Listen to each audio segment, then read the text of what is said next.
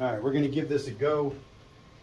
My daughter is literally sitting right off camera. She's 3. She's not listening, so we'll see. We'll give it a shot.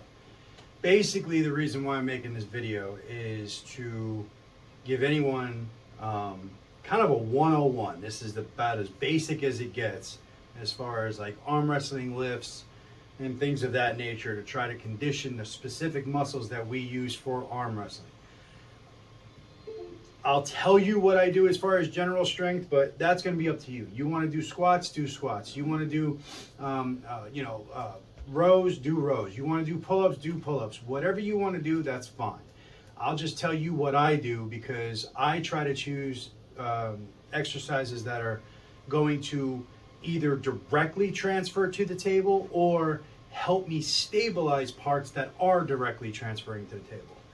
I always recommend using bands to also do these movements: pronation, pronation, supination. Okay, so turning the hand like this is supination, turning the hand like this is pronation, rise, okay, and cupping or wrist flexion. Okay, those motions, so rise, cup, roll, either way, shh. Rise, cup, roll, either way, is going to be your 4 primary movements, right? So you have your rise, your cup, and your roll one way, roll another, all right? And those are your 4 primary arm wrestling movements. One sec. All right, we're back. Sorry about that, but 3.5-year-olds being 3.5-year-olds. So using the band is also a really good way to flush blood into affected areas after a heavy workout or a heavy practice session or something like that. So you want to do like higher reps with the bands to really flush the blood, because blood is what heals you. So you want to flush the blood into those tendons, into the connective tissues. As far as your muscles go, follow whatever protocol you want, whether it be step progression, whether it be progressive overload, whether it be Bulgarian, whatever you want to do, bro splits, whatever. I'll tell you what I do in just a minute, but again, you do what you want to do. I'm just kind of showing you the basics, the absolute basics. Now, I'm using very, very lightweight here because I have a practice with Paul Lynn on Saturday, so that's in 2 days from now.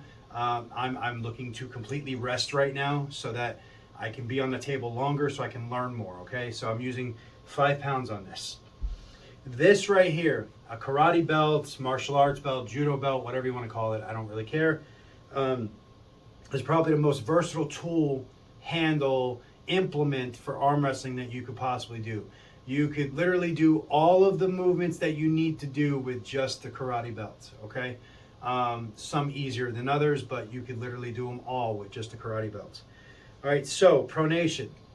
Just wrap it around your thumb. That's it. Just around your thumb.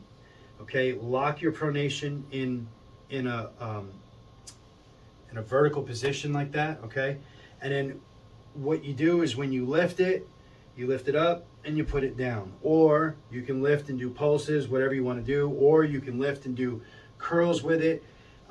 Me personally, all I do is I load this up with a decent amount of weight, and I do single lifts for about 90% of my max. So I'll get down and it'll be, straining like hell, and I'll lift it and put it right back down, and that's a lift. And I do that about once an hour for the entire day, and if you can't do it once an hour, that's fine. Whatever. It's just to build strength. It'll depend on your own schedule, okay? So pronation over the thumb, okay? Lock your hand, lift, rise. You're going to want to wrap the belt around your wrist like so. Come over and make sure that it's over the front of your knuckles. You want it in between your punching knuckles and your first knuckle. And then all you're going to do is you're either going to do pulses with it if you're doing like volume work or something like that, or if you're just lifting it off the ground, pretend my other hand is the ground. All you're going to do is lock your rise and then lift, and that's it. There's your rise. Same thing with rise. I only do singles, okay? Cupping. You can literally, cup like so, where you're just, cupping. There's obviously better ways to do this. You can do it hanging, where you're, all it is getting wrist flexion, right? So you're just lifting weight. Imagine a lot more weight on here. You can do it off a pulley system. You can do it at a gym, however you want to do it, okay? Supination is literally the opposite. All you're going to do is put the belt around your thumb, and now you're going to lift this way. So you're just going to, that's it. It's just like if you're a mechanic. Supination is if you're tightening something with a wrench or a ratchet, and pronation is if you're loosening something with a wrench or a ratchet with your right hand. With your left hand, it would be tightening with pronation and loosening with supination. Okay, that's literally it. That's the easiest way that I can possibly, if you're using a screwdriver. Okay, tightening supination, loosening pronation. All right. So anyway, that takes care of that. So you got your 4 basic movements: your rise, your cup, and your roll. And roll is both ways: pronation, supination. Now, what I do, this is what I personally do. Okay, and I'm seeing benefits. It doesn't mean that you're going to, but I'm seeing benefits in doing this. I am doing pronation and rise off of a karate belt. Okay. And I'm doing about 90% of my max, somewhere around there. On the rise, it's a little bit more. And all I do is get down, put it around my thumb, lift it, put it back down. Do it for rise, loop it around, lift it, put it back down. And I do that both arms, so it's a total of 4 reps, right? 1 rep or 2 reps per movement, 1 rep per arm per movement. Okay, not the complicated. So it's 1 rep rise, 1 rep pronation, 1 rep rise, 1 rep pronation. That's it. Put it away. An hour later, come back, do it again. All right. If you have the schedule to do that. If you don't, if you're at a construction site or something like that, you can literally take that same weight stack with you if you have a truck or a van or whatever, and just take a second and do that. Or you have to fit it all in at night with several repetitions. You could do 10 or 15 reps if you can. Obviously, the weight's going to have to be brought down. Me personally, the singles work best. As I get closer to a comp, I will reduce the weight but increase acceleration to build power. One builds strength, one builds power. Okay. So for instance, 4 weeks out from a comp, I will reduce the weight by 50%, right? And I will sit there and take up tension, because you never just want to snatch the weight. I'll take up tension and then just, and I'll probably do that off a Ready Go app, okay? And maybe for 3 reps, depending on how I feel. Same thing, rise, the same thing. Pronation, the same thing. And then 2 weeks out, I will take it and drop it down to 25% of my max, which would basically be nothing. It'll be like 25 pounds, 20 pounds, whatever. And it'll be the same thing. Ready, go, ready, go, ready, go. And I'll probably do that for 5 reps each time I do it. And then 1 week, you just completely relax. You don't do anything. I also do 25 reps. I do 4 sets of 25 reps, all movements on my band. Pronation, rise, supination, cupping. Okay, I do whatever band works for you, whatever you want to do, however hard you want to work that day. But all I'm doing is flushing blood into my connective tissue. That heals everything. It keeps everything healthy or healthier. Now, for general strength, what I do, again, you do whatever you want. What I do is I have 2 push days a week and 2 pull days a week. I do not work legs.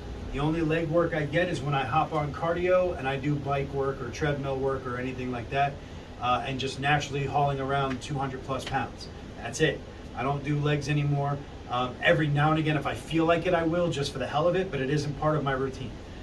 Because I'm of the mindset that if you're an arm wrestler, you want all of your weight to be above your waist, because that's where you want to, that's what's useful to you. You want strong legs, but you don't need mass on your legs, okay? So, with that being said, in my push days, I do bench pressing, I do overhead pressing, and I do tricep pressing. You could also add in flies. Chest flies is very good. Incline presses are also very good. All of that stuff is fine. These are direct translations. Now the bench press isn't so much a direct translation, neither is the shoulder press. But what it does is it builds up the front of your delts and your connective tissue right here and your pecs right here, right? Which, think about it, you got your arm like this, your pec is loaded. My pec is loaded right now. My shoulder is loaded right now. So it's just building up stability for that joint so that when somebody goes this way, you have something to fight back with, okay?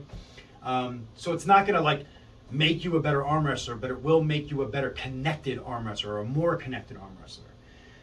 Now, pull days are very, very important in my opinion, because in arm wrestling, we're doing a lot of pulling, right? So I work hammer curls. That strengthens your biceps, your elbow flexors, and your rise. Because again, when you're doing hammer curls, you've got to keep the weight like this way, right? You don't want to dump your wrist. You want to keep it this way. So you're working your rise. And you do your hammer curls. I do pull-ups. Pull-ups are probably, as far as if you picked one exercise, pull-ups are probably the best all-around exercise for arm wrestling. Okay, because it works your lats, it works your elbow flexors, it works your biceps. It's just a really, and it works your grip. It's a really good exercise for your back pressure and for your stability on the table.